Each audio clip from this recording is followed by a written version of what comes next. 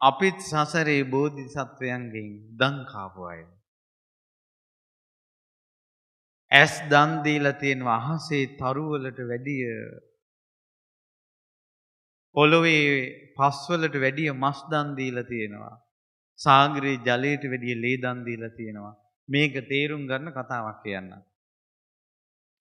බෝධිසත්වයෝ පෙරම් පිරුවනේ අසංඛේය කල්පලක්ෂ 4ක්. එක කල්පයකට එක හැක් දන් දුන්නත් කොච්චරද? අසංඛේය 4ක්. ඇස් මං කියපු එක තේරුණාද? එක කල්පයකට එක ඇහැක් දන් දුන්නත් ඇස් අසංඛේය 4ක්. ගණන් කරන්න බැරි කල්ප ලක්ෂ 4ක්. එක කල්පයක එක ජීවිතයක් දන් දුන්නා ජීවිත කීයක්ද? එක කල්පයක එක ඇහැයිද දන් දුන්නේ? එක ඇහැක එක රුධිරේ කඳුලයිද දන් දුන්නේ? එක රුධිර පදක් එක කල්පයකට දන් දුන්නත් අසංඛේය 4ක්. පින්වත්නි, ඒ ඇස් දන් දීම හිතා ගන්න බෑ. ඇස් ගලවලා දන් දෙනවනේ. සිවි කියලා රජ කෙනෙක් වෙලා ඉඳලා ඒ රජුරෝ දන් දෙනවා ඉවරයක් නැහැ. ඒ රජුරවන්ට හිතෙනවා කවුරු හරි ඇවිල්ලා මගේ හදවත ඉල්ලුවොත් එහෙම පොකුණකින් නෙළුමක් කඩලා දෙනවා වගේ හදවත පපුව පළලා හදවත මන් දෙනවා. කවුරු හරි මගෙන් ඉල්ලුවොත් මස් බදින ලද මස් කෑල්ලකින් ඇටකටුවේ මස් කෑල්ලි වෙන් කර කර ගන්නවා වගේ මගේ ඇඟෙන් මස් ඉර ඉරා මන් දෙනවා. කවුරු හරි ඉල්ලුවොත් මගෙන් ලේ උක්කඹරන මැෂින් එකට උක් යුස ටික දැම්මට පස්සේ ඒ යුස ටික එනවා වගේ මගේ ඇඟ මිරිකලා මම ලේ දන් දෙනවා. කවුරු හරි ඉල්ලුවොත් එහෙම මගෙන් නේත්‍රා දෙක තල ඵලයකින් ලොඳ ගුගුලනවා වගේ මේ ඇස් දෙක උගුල්ලා මන් දෙනවා කියලා හිතුවා. හිතලා දන්සලට ගියා. ඒ සිටිවිල්ලට සක්දෙවිඳුගේ ආසනේ උණුණා. උණු වෙලා සක්දෙවිඳු හිතුවා මේක බලන්න ඕන කියලා දුප්පත් අන්ධ මිනිසෙක් විදිහට වෙස් මාරු කරගෙන ඇවිල්ලා පාරේ පොඩි කන්දක් මුදුනේ අත් දෙක තියාගෙන කියනවා රජතුමනි සැරදේවා ඔබ ජීවත් වේවා සැරදේවා කියලා. අර දෙවි කෙනෙක්ගේ හඬක් නිසා ඇහුණා. පින්වත උඹට මොනවද ඕනන්නේ? රජතුමනි උපතින් අන්ධයෙක් මං. ඔබතුමාට ඇස් දෙකක් තියෙනවා. එකක් මට දෙන්න. එකකින් ඔබ බලන්න. පින්වත්නි යමක් බලාපොරොත්තුෙන් හිටපු කෙනාට කවුරු හරි ඒක කටින් පිට නොකර ඒක කවුරු හරි කිව්වොත් ඇඟ කිරිපොලා යනවා නම් ඊට වැඩිය 100,000 වාරයකින් කය කිරිපොලා ගියා. අහෝ මගේ දාන පාරමිතාව.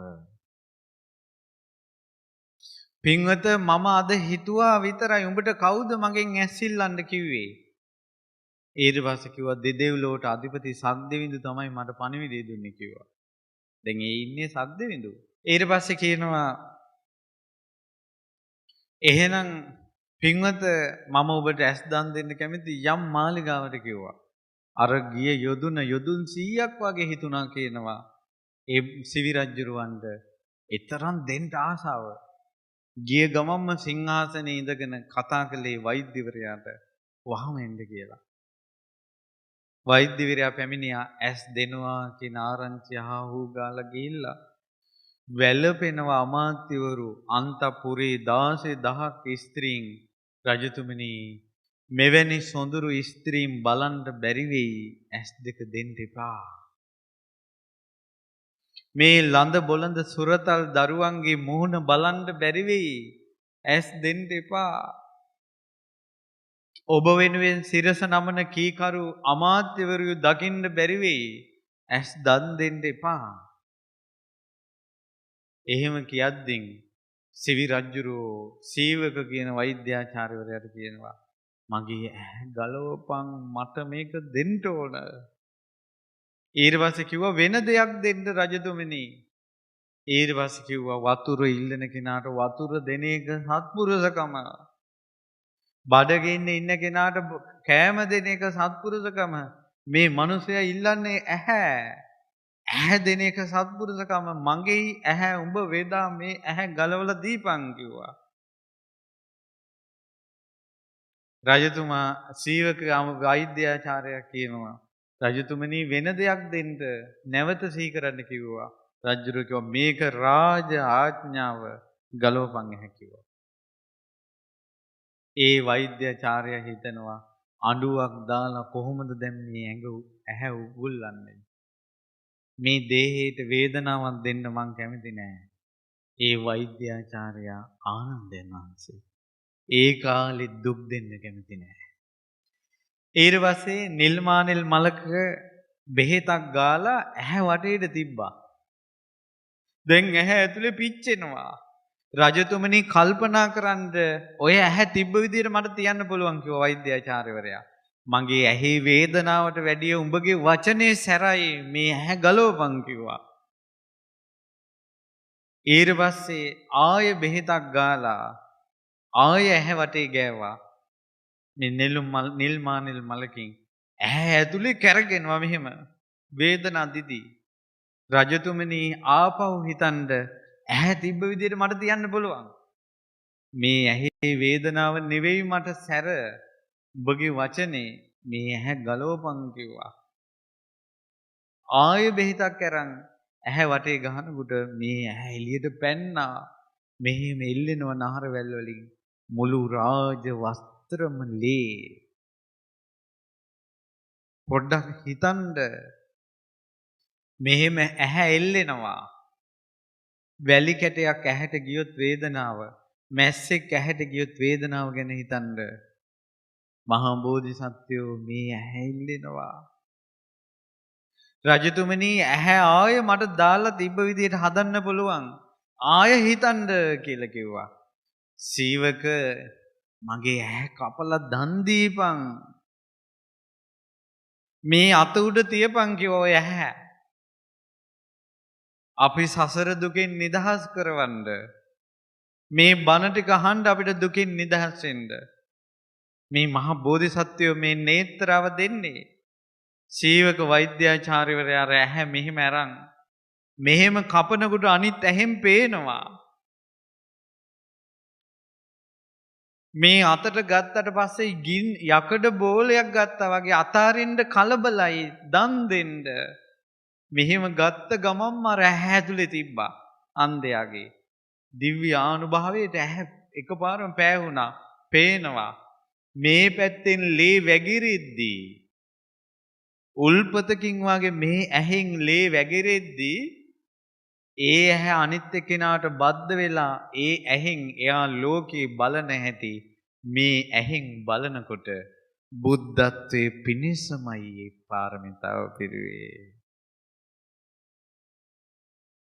සීවක මේ වේදනාවට වැඩිය මට මේ ප්‍රීතිය වැඩි අනිත් ඇහෙත් ගලවපන් කිව්වා.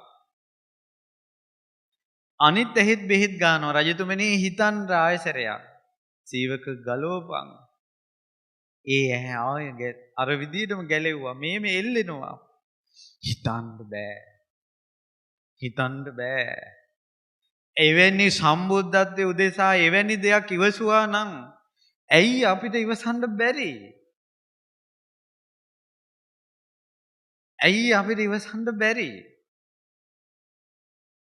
අපි බුදුරජාණන් වහන්සේ සරණ යන්නේ කවද්ද? ඒ ඉවසීමට දිවි පුදන්නේ කවද්ද? ඒ දානම් පාරමිතාවට දිවි පුදන්නේ කවද්ද? ඒ ඇහත් මෙහෙම එල්ලෙද්දී අතට අරන් කැපුවා. ඒ ඇහත් බද්ධ කළා. වැඳ වැඳ සින්දු කියා අර මානවකෙක් ගියා. නේත්‍ර අන්ධ රජුරෝ උයනේ තපස් රැක්කා. ඒ නේත්‍රේ දන් දීලා හිතුවා කියනවා මගේ මේ නේත්‍ර දන් දීමේ පිණින් මගේ ඇස් ඉදිරි පිට කාටවත් දුකක් නොවේවා කියලා. ඒ නිසා දේවදත්තත් බුද්ධ නේත්‍රයට එන්න කලින් තමයි පොළොව පැලීගෙන ගියේ. යම් මොහොතක දේවදත්ත බුදුරජාණන් වහන්සේට පේන තැනට ආව නම් පොළොව පැලෙන්නේ නැහැ. දේවදත්තගේ පාපයට වැඩිය සම්බුදුරජාණන් වහන්සේගේ පින බලවත්. ඒ නිසා තමයි චින්චි මානිකාව දෙවුරන් වෙහෙරෙන් එළියට ගියාට පස්සේ පොළොව පැලුනේ. ඒ නිසා තමයි බුදුරජාණන් වහන්සේගේ නේත්‍ර මායමෙන් එහා පැත්තට ගියාට පස්සේ තමයි ඔක්කොටම කරදර වෙන්නේ.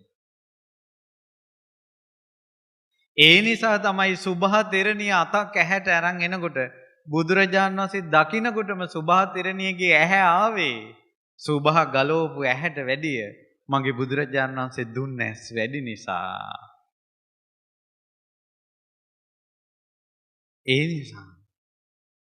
ඒ නිසා තමයි ඒ බුද්ධ නේත්‍රයෙන් දවස් 7ක් බලාගෙන හිටපු නිසා තමයි බෝධින් වහන්සේ අදටත් අපේ දුක් නිවන්නේ. ඒ බුදුරජාණන් වහන්සේගේ ද්‍රෝණයක් ධාතුන් වහන්සේලා වැඩ ඉන්න නිසා තමයි දුකක් ආවම මහසෑයට ඵලයල්ලා කියන්නේ. ඒ බුද්ධ නේත්‍රයේ ඉදිරියේ දුක් දුරු වෙනවා. පින්වත්නි මේ සසරේ ගමන් කරද්දී ඔබ අහලා තියෙනවද ඇස් ගලවන ඇස් වාටුව කියන්නේ ඇස් කොච්චර ගලවනවද? ඒවා පාරමිතාද? මිනිස්සු තරහට සතුරන්ගේ ඇස් කොච්චර ගලවනවද? ඒවා පාරමිතාද? සත්තු තවත් සත්තුන්ගේ ඇස් කොච්චර ගලවනවද? ඒවා ප්‍රාර්ථනාද? සතුන් මරන්නෝ මස් ලෙලි ගහද්දී ඇස් ගලවන ඒවා ප්‍රාර්ථනාද? කොච්චර ඔයවැනි ඇස් ගලවන ඒවා ලෙඩ්ඩු සුව කරන්න ඇස් කොච්චර ගලවනවද? ඒවා ඉදිරියේ අදටත් ලෝකේ සම්බුද්ධත්වයට ඇහැත් දුන්නා කියන එකක් අහන්නවත් නැහැ. ලෝකයේ මිනිස්සු කෙලෙස් සහිතව ඇස් ගලවද්දී තමන්ගේම ඇහැ ගලවලා දෙනවා ඒ ලෝක සත්වයා දුකින් නිදහස් කරවන්න. මගේ බුදුරජාණන් වහන්සේ එවැනි වූ දාන පාරමිතා පෙරුවා. එලෙස ලබා දුන්න ඇස් වැඩි තරු අඩුයි අහසේ. අහසේ තරු අඩුයි. ඇඟේ ඇස් ඉස්මස්ලේ මුළු ජීවිතේම පුදනවා. බණපදයක් අහන්න යකෙක්ගේ කටට පනිනවා. ඊළඟට පින්වත්නි සිල් සමාදන් වෙලා දානෙට ඉල්ලගෙන ඉද්දි තමන්ගේ ඇඟ ගිනි ගොඩකට දානවා හාවෙක් වෙලා. අදටත් සඳ මණ්ඩලේ හාවගේ ඡායාව.